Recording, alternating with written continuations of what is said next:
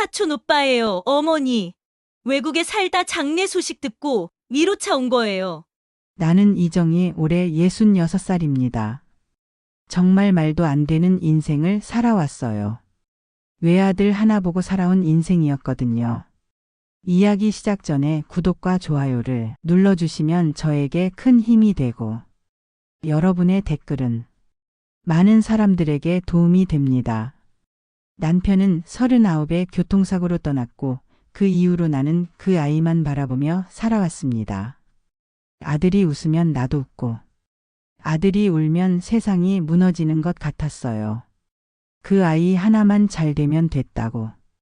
그 아이 하나만 건강하면 괜찮다고. 참 많은 걸 내려놓고 버텼죠. 그런데 말이에요. 그런 아들이 2년 전 암 판정을 받았습니다. 처음엔 그냥 피곤한 줄 알았어요.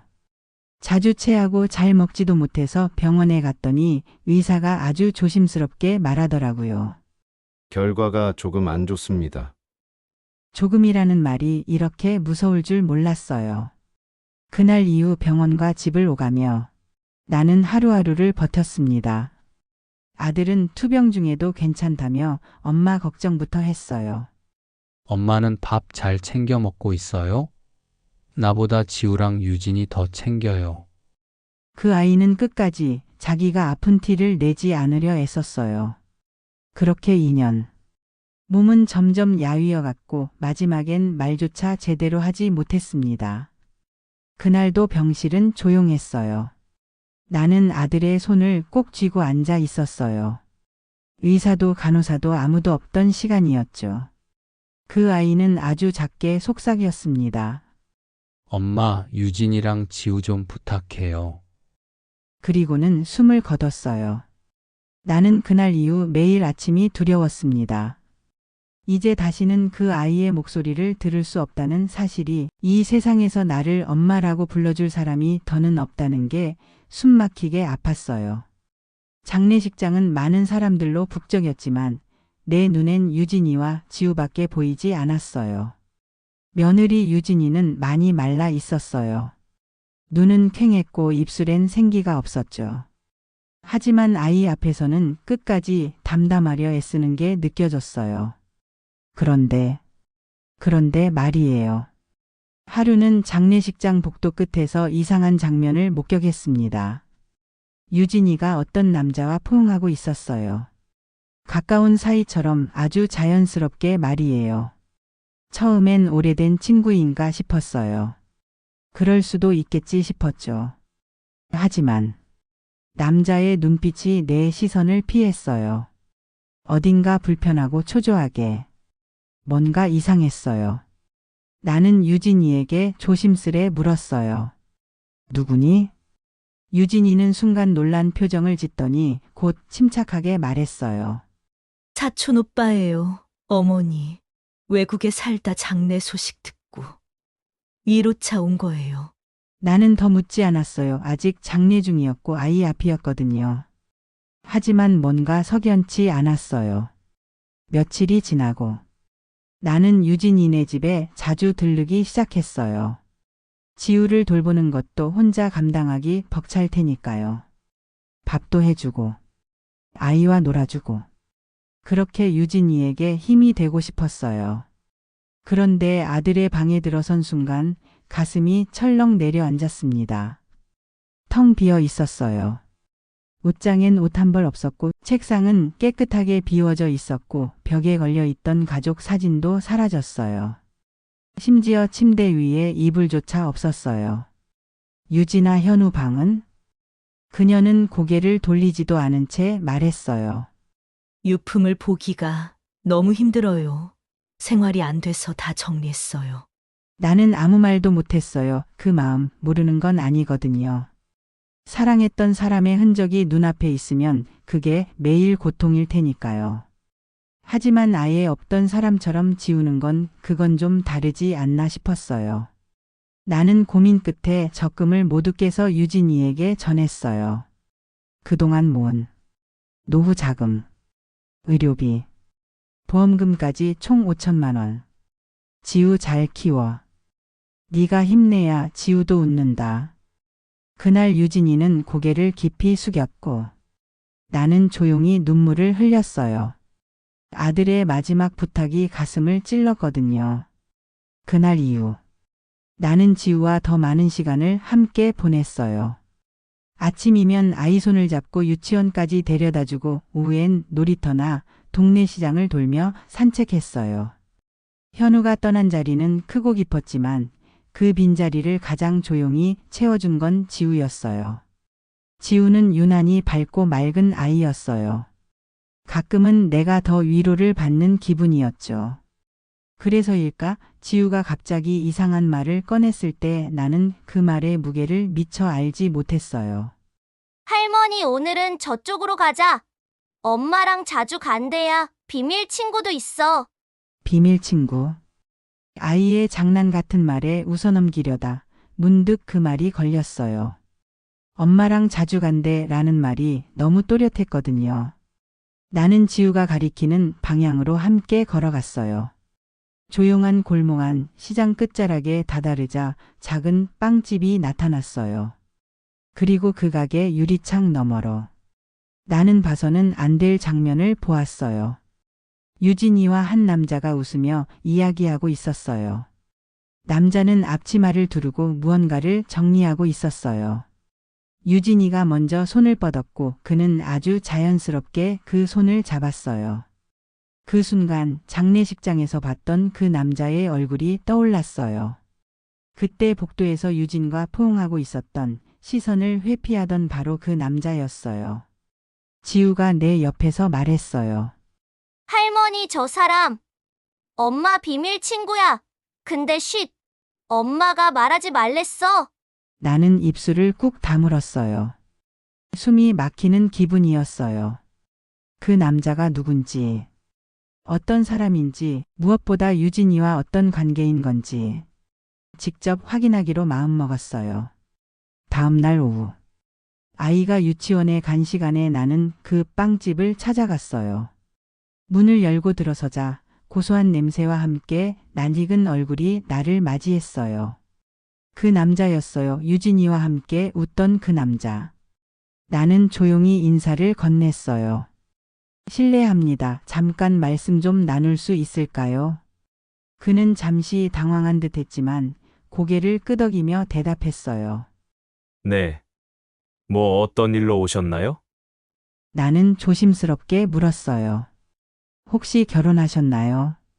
그는 당황한 듯 눈을 깜빡이더니 작게 고개를 끄덕였어요. 네. 아내랑 아이 둘 있습니다. 지금 근처에서 같이 살고 있어요. 그 말을 들은 순간 가슴 한쪽이 무너져 내리는 기분이었어요. 나는 다시 한번 물었어요. 유진이와 관계 있으신 거죠? 그는 눈을 피하며 말을 아꼈어요. 그건 제 사생활이라 뭐라고 말씀드리긴 좀. 그 한마디면 충분했어요. 더 이상 들을 필요가 없었어요. 나는 말없이 돌아섰어요. 빵 냄새가 가득한 그 가게 안이 순간 썩은 공기로 가득 찬 것처럼 느껴졌어요. 그날 저녁 나는 유진이를 불렀어요. 지우가 잠든 후 조용히 차를 내주고 말을 꺼냈어요. 그 빵집 자주 가나 보더라. 유진이는 놀란 듯 하다가 곧 짜증스러운 말투로 바뀌었어요. 어머니, 저 그냥 그 빵집 단골이에요.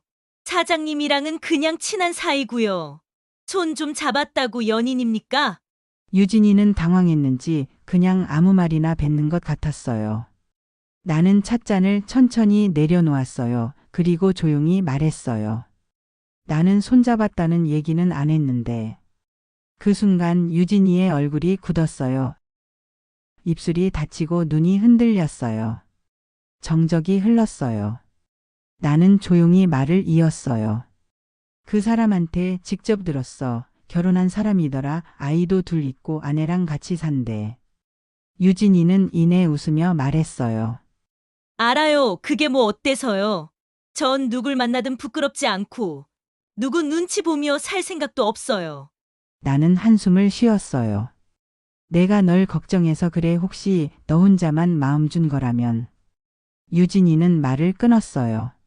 그만하세요. 어머니 일이 아니에요. 간섭 그만하세요. 제 인생이에요. 나는 아무 말도 하지 않았어요. 그녀는 더 이상 내가 알던 며느리가 아니었어요. 내 아들이 사랑했던 여인도 지우의 엄마도 아니었어요. 그저 내 슬픔을 소비하고 내 믿음을 이용했던 이기적인 여자일 뿐이었어요.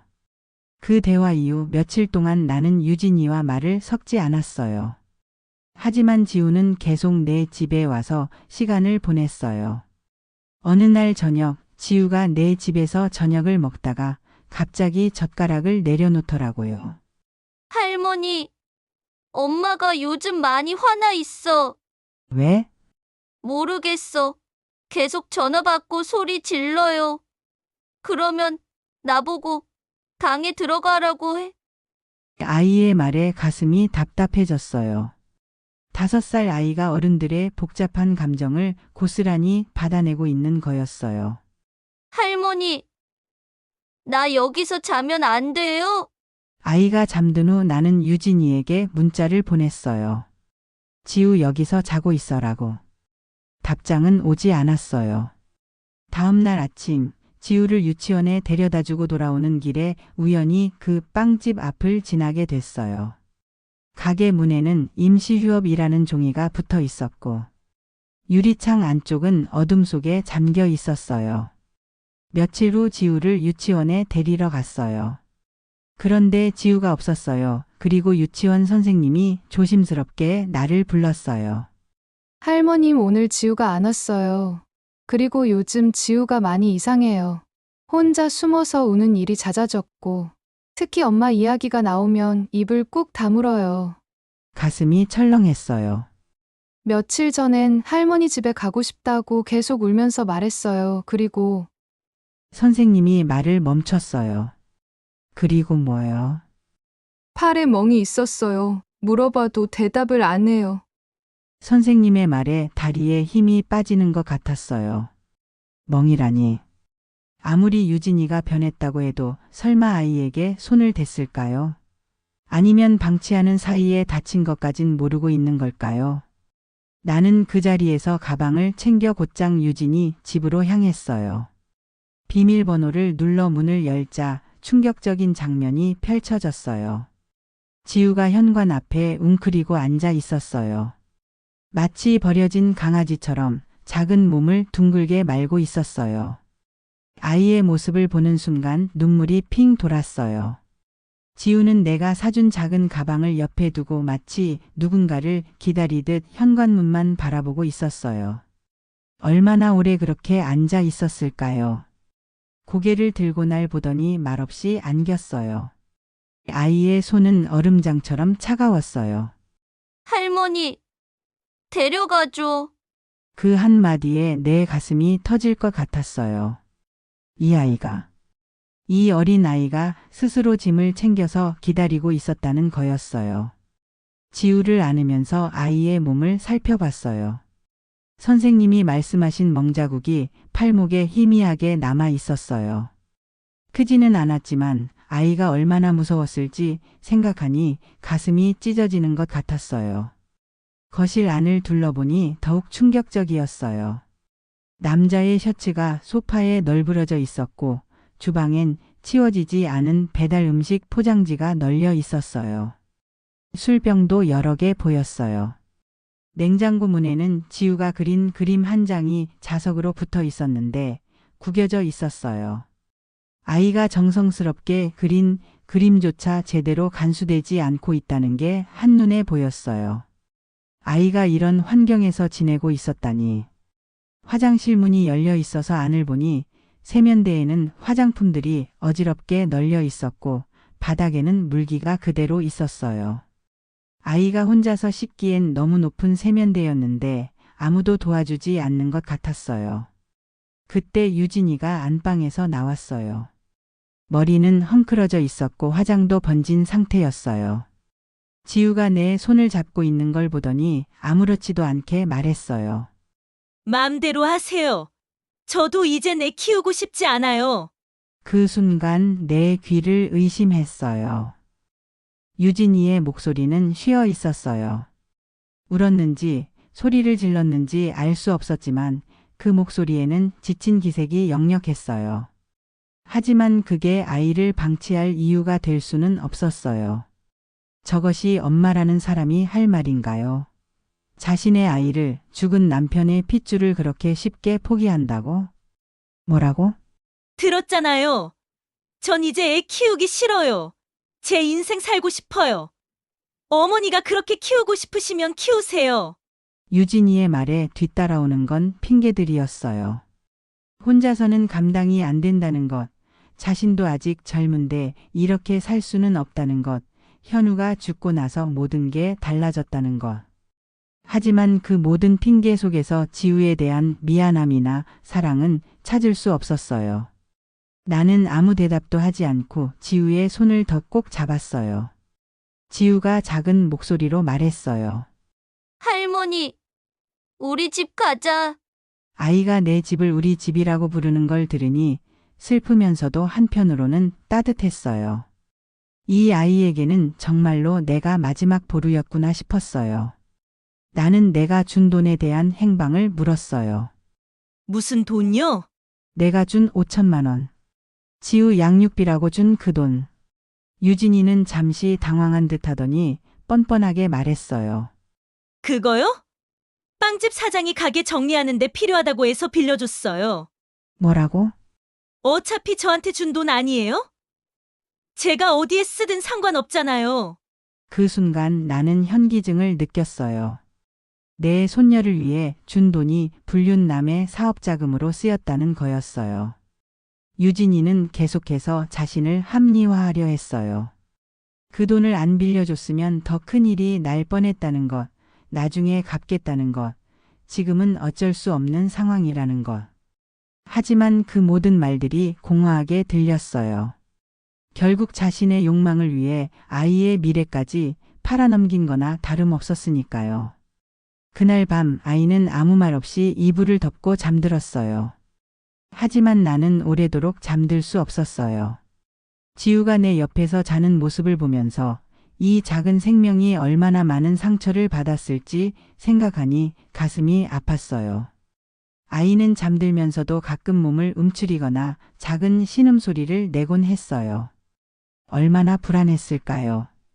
새벽에 잠깐 깨어난 지우가 내 손을 꼭 잡더니 다시 잠들었어요. 그 작은 손의 온기가 내 마음을 따뜻하게 했어요. 이 아이를 지켜내야겠다는 결심이 더욱 단단해졌어요. 며칠 뒤 동네에 소문이 돌기 시작했어요. 그 유진 씨, 그 빵집 사장하고 사이가 좀 그렇고 그랬나 봐. 아내가 직접 가게로 찾아왔대요. 가게 앞에서 난리도 아니었대요. 고성 오가고 뺨도 때렸다더라고요. 유진 씨도 머리채 잡히고 동네 사람들이 다 봤어요. 빵집 사장 부인이 소리 지르더라고요. 남편 돌려내라고. 동네 사람들의 수근거림이 귀에 들어올 때마다 마음이 무거웠어요. 지우가 이런 소문들을 들을까봐 걱정되기도 했고 한편으로는 유진이에 대한 실망감이 더 커지기도 했어요. 빵집은 문을 닫았고 유진이의 집은 빈집이 되었어요. 그렇게 모든 건 끝난 줄 알았어요. 하지만 끝난 게 아니었어요. 지우는 점점 말수가 줄었어요. 밥도 잘 먹지 않고 밤마다 이를 갈며 뒤척이기 일쑤였어요. 가끔 악몽을 꾸며 울기도 했어요. 어느 날 지우가 그림을 그리고 있는 걸 보았어요. 그림 속에 3명의 인물이 있었는데 그 중 하나가 까맣게 칠해져 있었어요. 지우야, 이건 누구야? 엄마, 왜 이렇게 칠했어? 지우는 고개를 숙인 채 말했어요. 엄마는 나한테 거짓말 많이 했어. 아저씨랑 놀면서 나는 혼자 두고 이젠 엄마 말 안 믿어. 그 짧은 대답에 나는 말을 잃었어요. 5살 아이의 입에서 나온 말이라고는 믿을 수 없었어요. 며칠 후 나는 지우를 데리고 아동심리상담센터를 찾았어요. 상담사는 지우와 잠시 시간을 보낸 뒤 내게 조용히 충격적인 말을 했어요.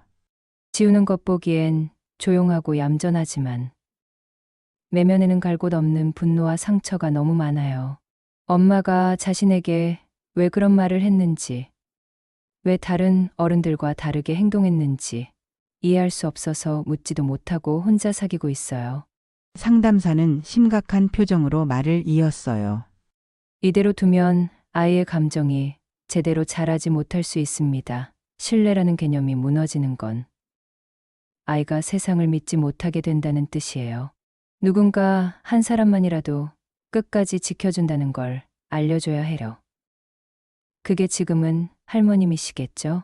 그 말을 듣고 돌아오는 길 나는 지우의 손을 꼭 잡았어요. 아이의 손이 아주 작고 여렸어요. 이 손을 놓치면 안 된다는 생각이 마음 깊숙한 곳에서 올라왔어요. 그날 저녁 지우는 내 무릎에 기대어 잠들었어요. 나는 천천히 머리카락을 쓰다듬으며 속삭였어요. 괜찮아, 엄마가 너한테 상처였을지 몰라도 할머니는 절대 너 놓지 않을게. 그날 밤 나는 오랜만에 아들의 사진을 꺼냈어요. 사진 속 현우는 웃고 있었어요. 지우와 아주 많이 닮은 눈을 하고 있었어요. 나는 속으로 말했어요. 걱정 마라, 너 없는 이 세상에서 내가 지우 잘 지킬게. 며느리는 이제 내 삶에서 사라졌어요. 그녀가 떠난 건 내가 원해서가 아니라 스스로 무너졌기 때문이었어요. 나는 더 이상 분노하지도 미워하지도 않아요. 그저 다시는 누구도 이 아이의 마음을 망가뜨리게 두지 않을 거예요. 66년을 살아오면서 깨달은 건 혈연이라는 끈이 있어도 그것만으로는 충분하지 않다는 거였어요. 진정한 사랑과 보살핌이 있어야 가족이 되는 거더라고요. 아들이 못다한 사랑을 내가 대신 이 아이에게 다 줄 거예요. 지우랑 제가 잘 살아갈 수 있도록 구독과 좋아요로 응원 부탁드립니다.